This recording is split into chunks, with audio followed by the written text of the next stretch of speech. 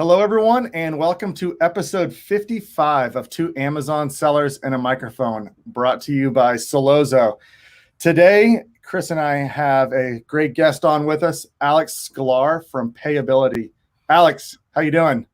I'm doing great, guys. How are you guys doing? Great. Wonderful. Thanks for coming on. Absolutely. Yeah, we're really excited to have you on. This is a great topic for our audience, for Amazon sellers.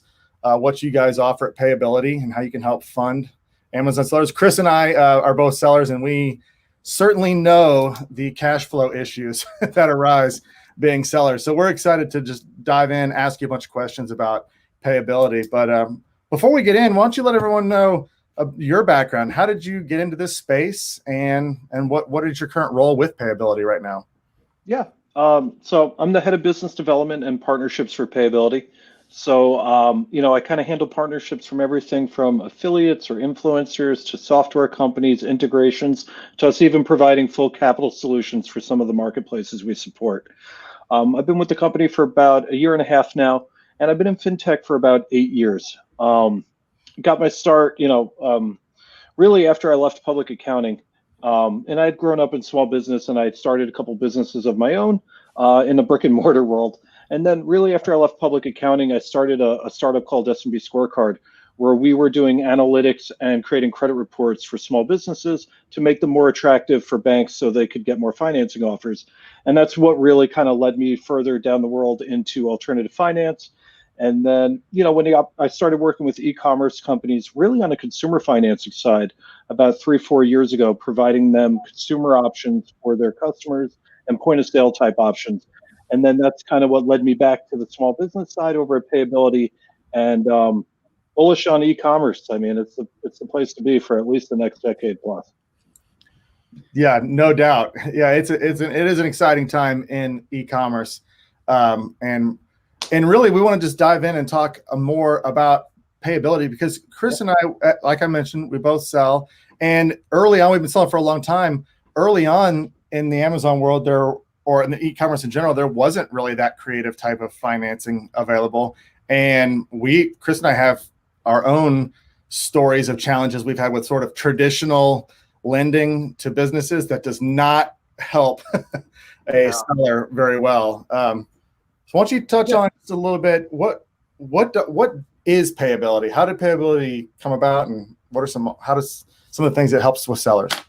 Yeah, so Payability really came about. It was founded in 2014, and it was founded by our founders, Keith and Scott.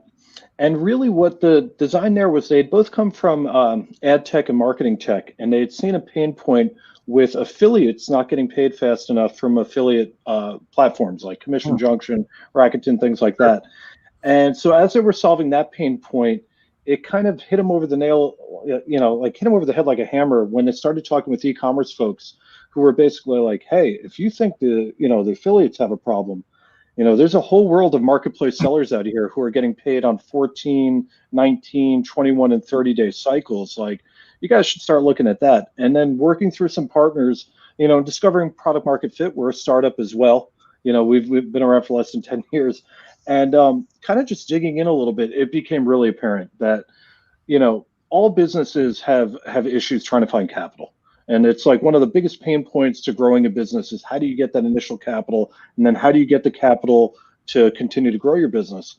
And for those selling on Amazon, it became even more apparent, as well as the other marketplaces. But, Amazon is the biggest and the largest, and it's just about everyone is selling something on Amazon. And it became really apparent that, not only first party sellers, who it's more of a traditional financing relationship. They're Amazon's the payee, and it's kind of more expected to be paid on 30-day terms. But for all these third-party sellers, whether they're private labels, whether they're wholesalers, and especially like the resellers, it's really hard to scale your business, be able to reinvest back in your business when you're getting paid twice a month. And that's when they, came up with the idea for Instant Access, which is our flagship product, which is turning that net 14 into a net 1.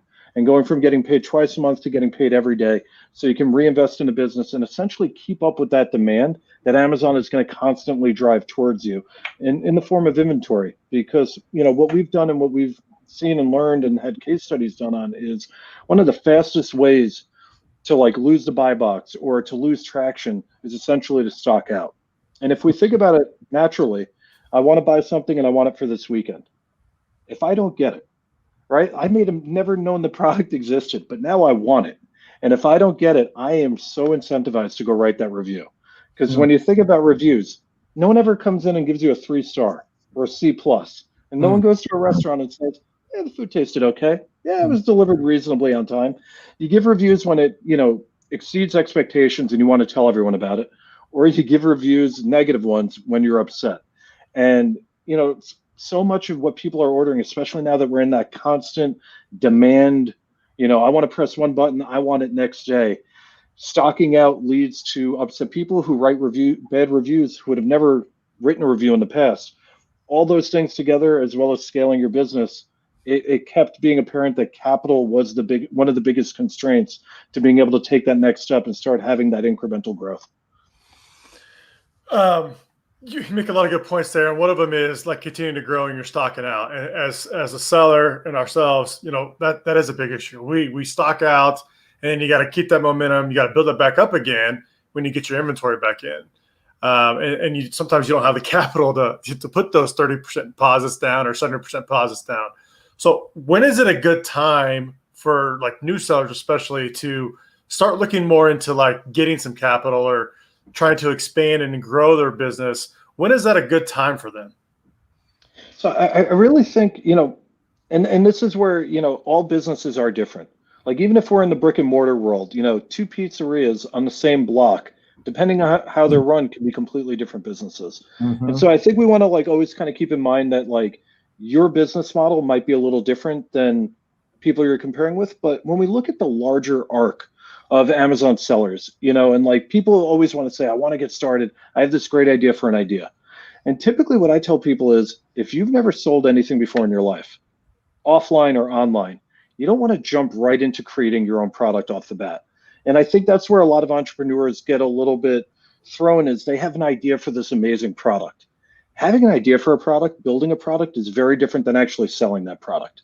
And so typically when people want to start selling on Amazon and they want to get involved, what we've seen be really successful, and I didn't invent this, I've just seen this over time, is usually you want to start out some type of like reseller or retail arbitrage and find products that are going to sell and learn the systems of how to sell them. Understand your margins, understand your price, understand the 2 million bells and whistles that are happening behind the scenes of Amazon that, most people before they start selling don't understand, the listed line items and the difference between a short-term storage and a long-term storage, or how FBA works, or why they may get suspended even sending into FBA, let alone like the product actually leaving. And so doing some like, whether you want to go full retail arbitrage and make it almost like a day trading activity, or whether you want to just start out as a reseller, working with products that are already selling, understanding the pricing, understanding the nuances of Amazon, and then growing your SKUs and either becoming a better reseller, maybe even going into the wholesaler world, but essentially learning how to be a good e-commerce seller, and then graduating up into the type of seller, whether that's wholesale, private label, or even manufacturing your own product. If you want to sell it online, I just, where I've seen people be really successful is when they can take a product that they know works, sell it, learn the metrics of the selling, learn their business model. A lot of people don't come from a business background and they have to kind of learn the hard way some of those margins. You want to do it with the product that works, so you can look at your data at the end of the day and go and understand it. Is it me, or is it something I'm doing wrong? Rather than if you start out with your own product right off the bat, you may not know if that product is even sellable. So you could be doing everything right and the product is a dud. Or it could be your metrics or your margins. So that's usually where you want to start with something great. And then where we see people be really successful is they take a product they're reselling and they start to dig through reviews, or they start to get feedback, and that's when they start to improve upon it. And that's usually that great entry into that private label is, I've been reselling this outdoor speaker, let's say, and all the feedback I'm getting is, or all the reviews I'm seeing is like, best outdoor speaker ever, wish it was waterproof. Man, this is a great outdoor speaker, wish it was waterproof. And then you can say like, look, I'm reselling this speaker. Why don't I make this same speaker, but make it waterproof? And like, things like that, and even doing research on other products that you can improve upon, but already knowing how to sell on the platform first. Man, you hit it. We talk about this all the time. Like, learn how to sell on Amazon first before you go and commit to like a $20,000 or even a $5,000 order, because there's a lot of little things you got to do right when you list things on Amazon. So we always talk about retail arbitrage, wholesale arbitrage, or just listing books online that you got in a bookshelf somewhere. Just learn the process, because it's going to be different. Like, you're going to have to send shipments in, you're going to have to label them, then you're going to have to make sure the listings are right, and deal with the reviews. And there's a lot more to it than just throw up a product. I was talking to a seller the other day, and he was in a really competitive niche, very competitive, and just started out. And he was selling a single product for the same price that you could buy four for. And he's like, well, I'm not selling anything. I'm like, well, let's take it back down a little bit. Your one product is as much as I can get for four. I can buy four for the same price you're selling one.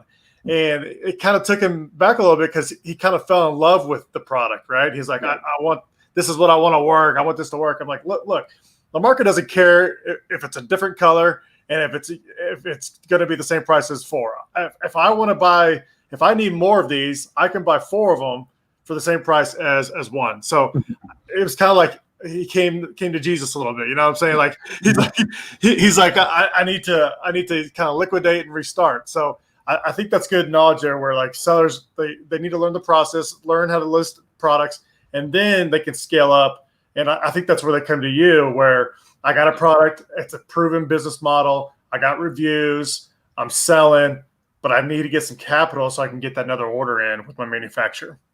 Exactly. And I think to the point you were making too, I think there's, and this goes in all business, but especially when we're talking about Amazon sellers, understanding how your customers view your product. Is it a commodity, or is it something that they can't live without?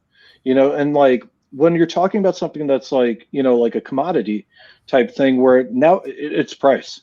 If I know that both sellers are going to deliver reasonably on the same time, now I'm just playing in the price game. If there's no intrinsic value outside of just the commodity value that makes me go to yours, then you need to understand that pricing. Like, I mean, as you guys know, like, there's probably 100 different repricing tools out there, and more importantly, you need to know the mindset of the customer, because that is everything. And I think that's where a lot of entrepreneurs kind of go wrong, is they are their own best customer, but they don't necessarily know how the rest of us think about their product.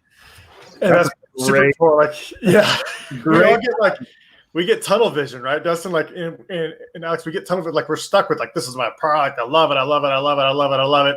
And then when someone tells you it sucks, you're like, no, it's really good. But then you're like, well, maybe he's right. Maybe it does suck. I need a transition. It's a great point. I was just talking to a seller today that kept telling me over and over, his clothing that he was selling is premium, and that's why he wants this higher price. And I was like, you've got one review. Nobody knows that your product is premium and can justify that price. I think your job right now is to prove that it is premium, and then you can get that price. But everything you're doing now, you're advertising to a listing that's not going to convert, because it's showing it's premium, but there's no proof. And so, yeah, really, I love that line. You said you're your best customer. Is that? Yeah, I mean, just having conversation, but it's the truth, right? Like, we're all our own best customers. Like, I think what we do at Payability is the best, and we have competitors. Everyone has competitors, but I'll be out there and, truthfully, what we do here too, and, to keep ourselves all in check, is we don't build products that we don't have, 5 people in a smoke-filled room deciding what the market needs. We listen to the market. And when our customers tell us that, they don't want to be a customer anymore because of this reason, that is immediately what we're like beelining towards, to make sure that we're fixing those things. And I think, especially when we're talking about just, e-commerce in general, merchandising, right? Like, making sure, like, are you out of step with what the market wants? I have a friend who is a seller who was selling socks, right? Like, maybe like 4 or 5 years ago, socks were like the thing. He had all these great custom socks. He happens to be a sock aficionado. He's always loved socks. And he took, he had great opportunity when the market popped and everyone else wanted socks. And it was like twisting arms to try to get him to see, like, You still love socks. Everyone else has kind of moved on. They're looking at other stuff now. Yeah. You still love socks. Like, if you want to be a successful seller, do what they want, or just be, a sock, like, evangelist, really, but not necessarily a seller. It's another really good point. That's something we just talked about recently as well. And personal story is I had a product I was in love with, but it became commoditized and I couldn't compete on the price. But I gave up on it way too late. I should have dropped it earlier, and it cost me some money. But falling in love with a product is critical. So let's talk now about what it looks like getting started with Payability. And let's start with your first offering that you guys had. I remember when this came out for Amazon sellers, and that's where you had daily funding base or daily payouts. What's the requirements to get started with that? And then what does that particular program look like for a seller? Sure. So that's our instant access program. And that is, essentially on the highest layman's level, you've already made the sale. We want to get you paid faster for it. So there, we have customers as small as $2,000 a month in sales. We have customers as large as $12 million a month in sales. The thing they all share in common is that they're looking to grow their business. And I think that's like one of the biggest call outs we have to make is, in the eBay world, they have, the pickers, right? And then they're going to estate sales, they're going to garage sales. The hunt for the product is almost more exciting to them than growing a sustaining business. Mm-hmm. And so anytime you're leveraging outside capital, you always want to be able to put it to work in revenue producing ways. For an e-commerce seller, that's typically going to be inventory and marketing. Marketing to be able to drive demand, inventory to be able to keep up with that demand. And there's other uses as well, entering new product verticals, maybe hiring some virtual assistants, paying for some shipping costs or something like that. But ideally, if you're leveraging outside capital, you want to be able to put it to work. And so our minimum requirements are that you're doing at least $2,000 a month in sales and that you've been selling for at least 3 months. And it's not just for our own risk. It's really for, the benefit of the sellers, because a lot of people jump into Amazon and they think they're going to make it big and, they're going to become an overnight millionaire.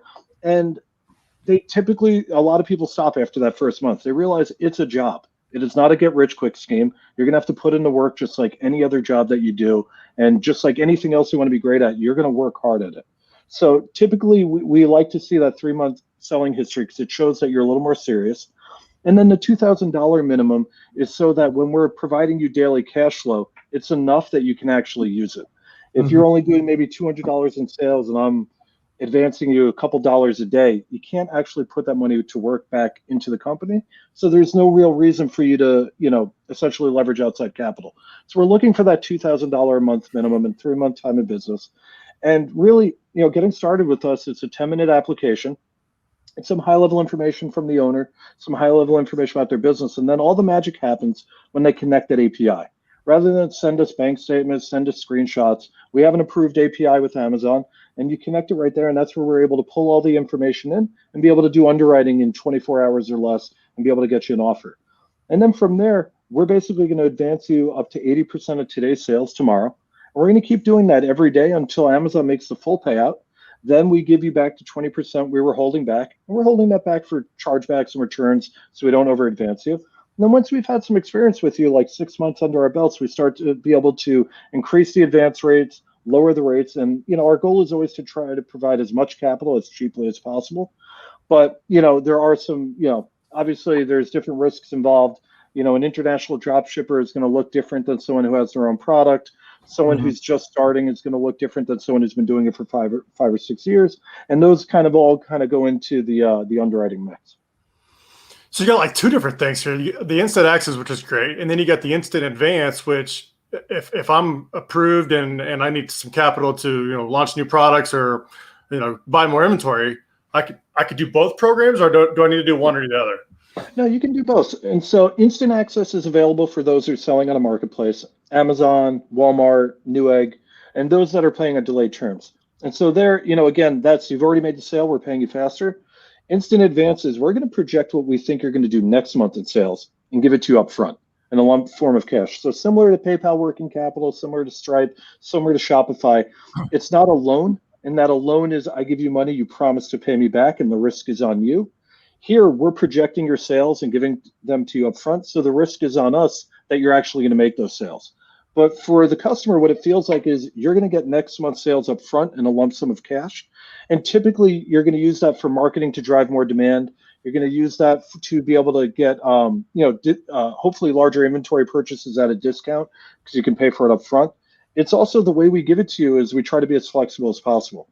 So, once we make money available, we have to actually give it to you. So there we give you an e-wallet and a dashboard that you can log into.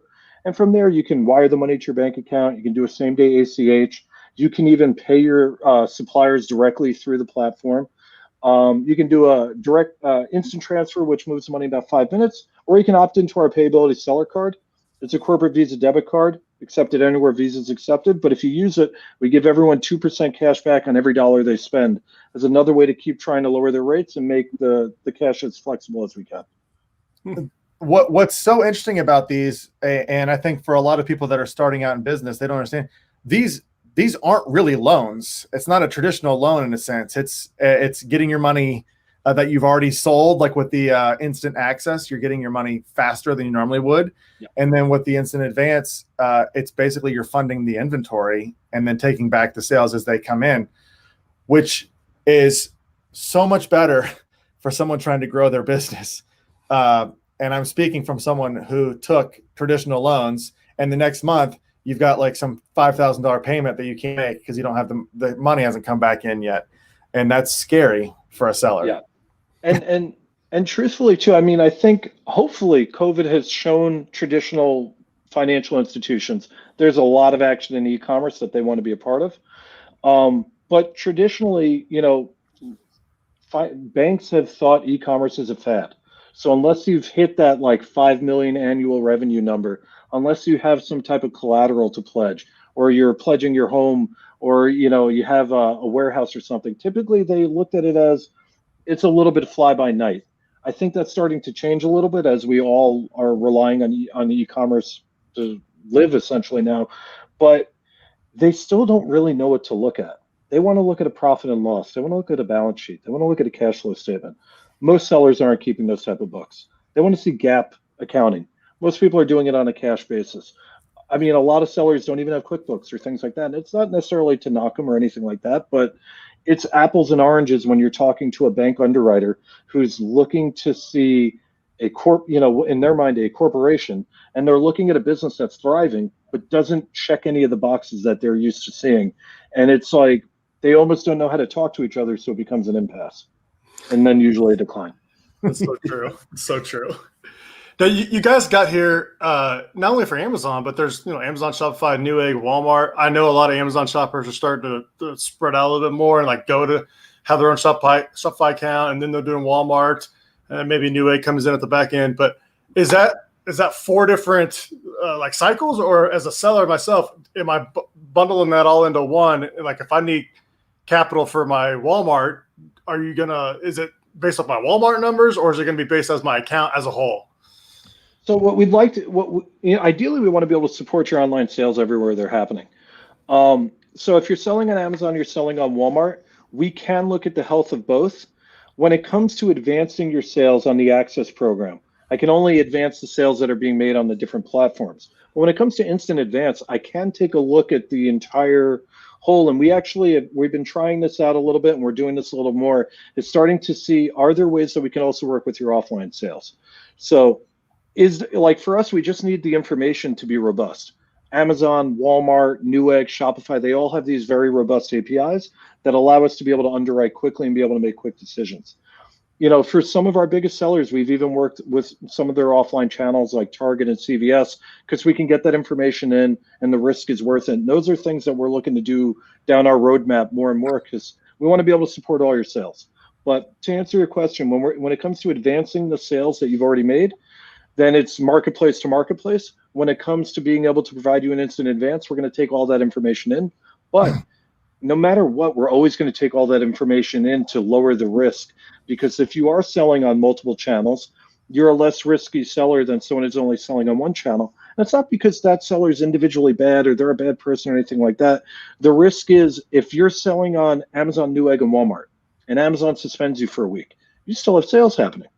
If you have invested only in one marketplace and you get suspended, then it's a riskier scenario for you, for us, for everyone involved, because unfortunately, Amazon, there are a lot of great partners out there who help you get unsuspended, but sometimes it's just a black box. You don't actually know what has happened, and there's a little bit of a delay in that communication.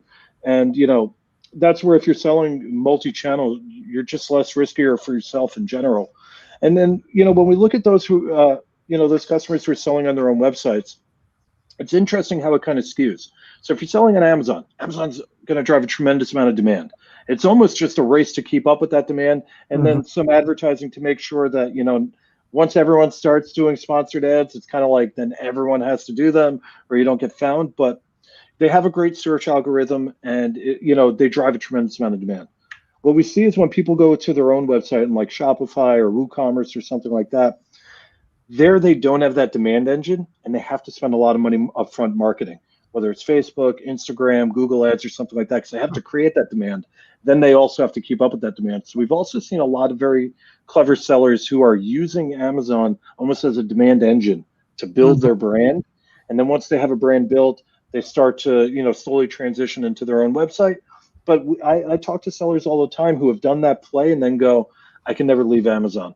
There's too much demand there, and I can test things out before I actually want to test them out on my own marketing budget. I put them on Amazon, see if they have a hit, and then I kind of work the marketing on the outside. And there's a lot of clever sellers out there who are kind of figuring out these nuances, and it's only going to grow. I mean, it's only going to grow. Yeah, there's no question that you're spot on right there. I mean, I'll speak for myself, but I'm sure Chris is in the same boat. 90% of my business is Amazon. I've got Shopify.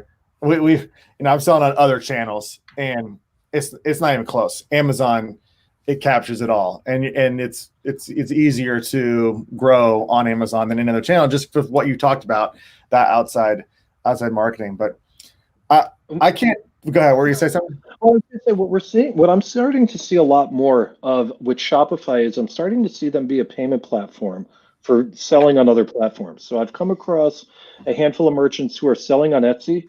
They have a Shopify store. Sorry, they work with Shopify. So I go, oh, you have a website, and they go, actually, I don't do anything on my website. I sell on Etsy. I go, okay, so what are you doing with Shopify? And it's that they're using Shopify as the payment processor to then list on Etsy. And and I've seen this now a couple times, I think it works perfectly into their partnership with Walmart. And it's almost like taking that little bit of that channel advisor approach, where it's like Shopify has so many great features out of the box, but a lot of sellers still don't know how to drive the demand themselves. So they want to use the demand of the marketplaces for their niche, but use all the bells and whistles of Shopify to actually process the orders and have those additional apps and add-ons. And I think we're going to see a lot more of that over the next coming years too. That's exactly what I do. I mean, we have Shopify up, and if anybody comes to the site, it's going to get fulfilled by Amazon. That's just where it's at, right? I'm not going to fulfill the order here. We're using Shopify as a way to fulfill it. And Etsy, I'm glad you said that. Etsy is getting really popular. Yeah. A lot of people are going to Etsy, and even for like product research, people are using Etsy to like find new products that don't exist on Amazon. So yeah, Etsy is an up and coming. What are you seeing on the Walmart side? Are you seeing a lot of Walmart growth or Newegg? I mean, honestly, Newegg, I would think is very little, but maybe you're seeing something that I don't know about. Yeah. So on Walmart, Walmart is definitely growing. I think the combination with, I think their partnership with Shopify has helped a lot. I think their partnership with Deliver has made using Walmart much, much easier. Deliver is a great company.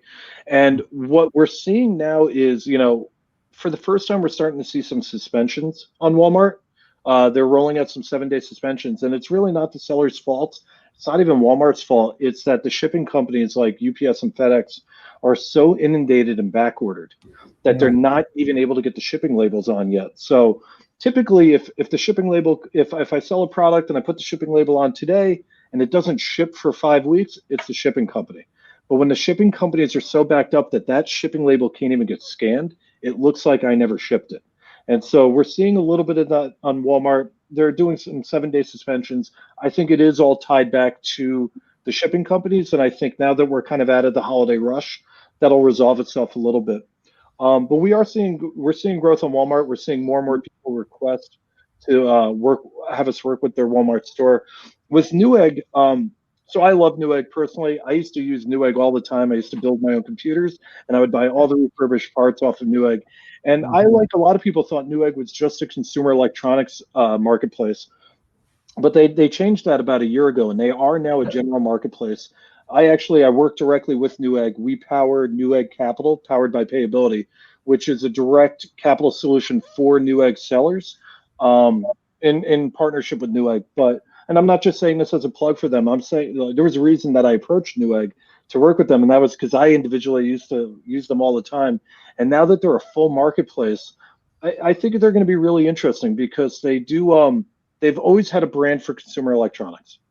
And I think as they start to open up, like what I've seen personally is that to woo people off of Amazon and off of Walmart, they'll do a lot of bells and whistles for sellers that other marketplaces won't. They'll do custom pages for, a product if it doesn't exist on a marketplace already.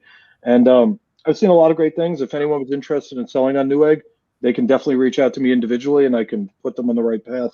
And I think that, as we see more diversity, Amazon's still the biggest. And it's so easy. I mean, that one click, it is so easy. But they are laying groundwork for how other marketplaces can compete. And I think, Newegg is interesting, Walmart's interesting. Etsy now, from Etsy 5 years ago, is a completely different world. I think, Alibaba is going to be really interesting on the sourcing side, because they're really starting to make a lot more moves into North America. I think that there's so many other company like marketplaces that are going to start popping up, like Albertsons, the grocery store. They're now kind of like a third-party marketplace, and they allow third-party sellers to sell directly on it. I think there's companies like Staples.com, Tractor Supply, and all these others that we're going to start emerging as third-party marketplaces, because the concept of a third-party marketplace versus a big box store, it's so much easier for the company to say, yeah, now it's all on you. You're going to put it on your shelves. You have to ship it. You have to label it. You have to deal with the customer returns. And that model will create more facilitation for third-party sellers to start entering. And even we always talk about first-party sellers, third-party sellers. There is technically second-party sellers. And that's when you have like a wholesaler, and Amazon is just like, we're basically buying your whole Amazon wholesale lot, but we're not putting it in our name, and we're not still keeping it in your name, but we basically are owning this. And I think we're going to see a lot more of that evolution across areas that we didn't think that were normally marketplaces, which will be great. And Amazon will have to compete with them, and then we'll see all these new innovations that we've all been asking for and wanting, and they're all going to fight, which will be great for the sellers. And I know I'm rambling on here a little bit, but like right now, all these marketplaces chase the demand. And I think what we're going to see over the next couple of years is they're going to switch and realize that they're not going to have the same type of demand if they don't have the same inventory. We're seeing a lot of international sellers pour into these marketplaces. And there's nothing wrong with that. Competition is great. But that means that people are going to start chasing price. At some point, that pendulum is going to swing, and they're going to start chasing quality. And to chase quality, the marketplaces are going to realize they need better sellers. And that shift of all being demand will start to shift to supply. And that's where I think it's going to get really interesting. Don't really know when that's going to happen, but I know it will happen at some point. Boom. Yeah, Boom. That was good. I love the energy that you're showing, because e-commerce is really exciting right now. It's very exciting. It's still very much wild, wild west. I think everyone's changing on the fly. But I love what you talk about, because I've thought this myself for a while, that with this new competition coming in against Amazon, they are going to have to start really like wooing these sellers and making it attractive to be a seller. And Chris and I talk all the time about the benefit to the consumer of having third-party sellers all compete is product quality goes up. I mean, that's Chris and I can't launch a product that's got bad quality now. And there's going to be people who are going to do better. And so I love the way you had that passion about e-commerce in general. It is exciting. It's going to be a lot of fun. And I think, I think you're exactly right too. It's going to chase quality. If you want to chase price, we all know that there are places to chase price. But there's a reason we're still going back to Amazon, is Amazon does hold a lot of their sellers accountable. There are other marketplaces like Wish. Wish, I mean, as far as like technologically, Wish is an amazing marketplace. Great APIs, great dashboard, all this information. But Wish, Wish's marketplace is typically with a lot of cheaper stuff that sometimes gets delivered in a week, sometimes gets delivered in a month. 80% of it's coming from China, and there's nothing, inherently wrong with that. But it's a marketplace that chases price. And so when you chase price, you become kind of like, it's a novelty, right? Like, I don't really need it. It looks kind of fun. I'll buy it. If I get it and it's garbage, okay. Versus, I want this. I want this television because it's going to work. It's got a name brand. I know it's going to get delivered. If it's broken, I'm going to send it back. I can also press that little button to have the person install it. Those are the types of things people are going to want. And if we look at like some other brands in general, and we look at like the way, just some of the macro forces in the economy, we're starting to shift already back to quality. Like Ferrari is now a publicly traded company. Now, granted, like not everyone can afford a Ferrari, but like they're selling more Ferraris than they ever did before. Mm-hmm. Cars like, like Nissan, like a Nissan Altima, Honda Accord, Toyota Camry, these were basic cars. They now all like have the same features that luxury cars have. Mm-hmm. And they're able to do it with a good price point, but like people do want quality. And I think that flooding the market with cheaper and cheaper stuff is almost going to drive people more into that quality, because people are not going to, we're kind of getting past that, I buy a rug, I spill something on it, I throw it out, I buy a new rug. We're kind of getting like, then that was like a big swing in the early aughts, but we're kind of getting past that and getting back to, I want something really quality in my house. I'm willing to pay a little more, and I'm even willing to fix it if it breaks because I respect the quality. And I think it's a slower shift because it's kind of like a tectonic plate shift to get back there. But I do think we're in that direction. Yeah. And that's where that social proof and reviews and all that comes in so big. And where that's another benefit of e-commerce world is you can hear the voice of thousands of buyers before you make your purchase, which is great. But yeah, along with that evolution of e-commerce is you guys evolving right alongside it with creative ways to help sellers and help third-party sellers fund their businesses.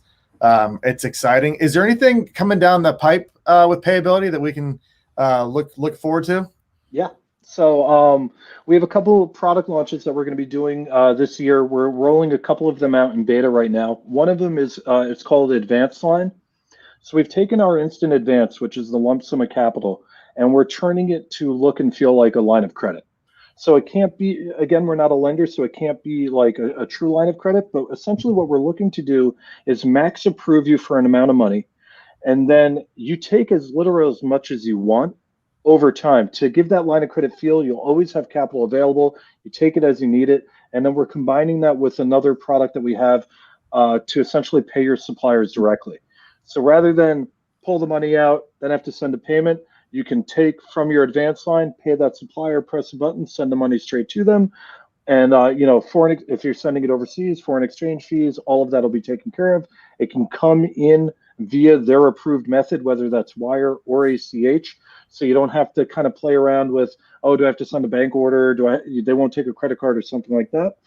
And then, we're always working on trying to lower our rates, increase our advance amounts, but we've got some other kind of products in the hopper that I can't talk about all of them, but Advanced Line is something we're really excited about, coupled with vendor pay.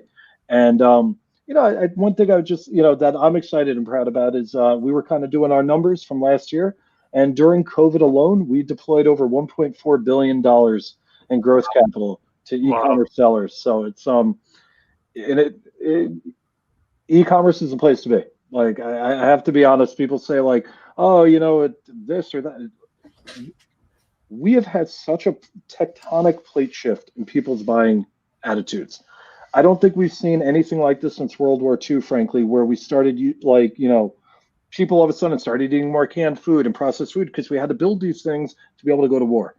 Mm-hmm. We all, as a world, had to stay at home for a period of time. Mm-hmm. And what we've done is we've learned the convenience of e-commerce. We've learned the convenience of order online and pick up curbside. And even when things open up and we are excited to be back in the room with everyone and party, no one wants to do things that are less convenient. Mm-hmm. And so the fact that my father now knows how to, now knows how to order things online. And the fact that you have so many new entrants on the demand side to the market, that's not going away. And I don't know that, COVID is still, it's a pandemic, it's a tragedy. But I don't know that without some type of world moving event like that, you can actually change the behaviors of an entire world. And we had that event, and that event is driving people to buying things online. And that's why, I think that's why you see companies like Thrasio and Heyday, and everyone's pouring money to get into this industry, because we have changed people's buying habits. And I think it would take another huge event or some type of insane innovation to get away from the buying habits we've just created over the last year. Yeah, you're right on. We saw a surge of like people that were brick and mortar, and how do I get on Amazon? How do I get on Amazon? It's like, well, you should have called last year, or you should have been thinking about it, 2 years ago. But no, we'll try our best to help them out and like give them the resources to get started. But but by the time they figure that all out, it's going to be probably too late. So you gotta kind of gotta jump on that ship now and ride it out, because that's where everybody's going. And you're completely right with the curbside thing. One store started doing it, the other store started doing it, they all started doing it. Now it's like a sectioned area in the parking lots, and that's that's going to be it. Like they're just going to roll up there, and you're going to get your stuff and move on. So I think you're right. I think all that stuff is going to be people having to adapt, and convenience is what we're going to pay for. And if it's a premium, a couple bucks more, I think people don't mind that. So it's going to happen. Yeah. The biggest indicator for me was when at Solozo, we started talking to a lot of people that were in the grocery category. That was probably the last adopter to go full e-commerce. But once people started shopping for everything online, and all these people that were selling food that normally just sold direct to grocery stores, and all of a sudden had to establish their presence on Amazon, make sure stuff's in there. That's how at the demand for stuff online through e-commerce is enormous. And it's been really interesting. We saw growth in online groceries like we had never seen. I think it's I think people were afraid to buy groceries online, and now everyone's going. And then when you have to, and you have no other choice, and you do it, and then you're going, why haven't I been doing this since day one? It's so easy. You're exactly right. Yeah. Well, it's fun. Like we said, it's an exciting time to be a part of it. So all the people that are listening that want to learn more about Payability or get started with Payability, what are their steps? Yeah, I think the first thing would be, if you want to learn more about what we're doing, I would recommend you to go to go.payability.com/Solozo. And that way, if you do like what you see and you want to do more, that way you'll get a $250 sign-on bonus for having watched this podcast and for having, come through Solozo. And, that means that the first $250 in fees are on us. And I would say check us out. We're always happy to have a conversation. The application is easy. There's no commitments, no credit check, no commitments, no obligations to apply and see what your offers are. And we have real people on the phones every Monday through Friday, 9 to 6. We're happy to talk to you about your business, learn a little bit more, and see if we can be a resource.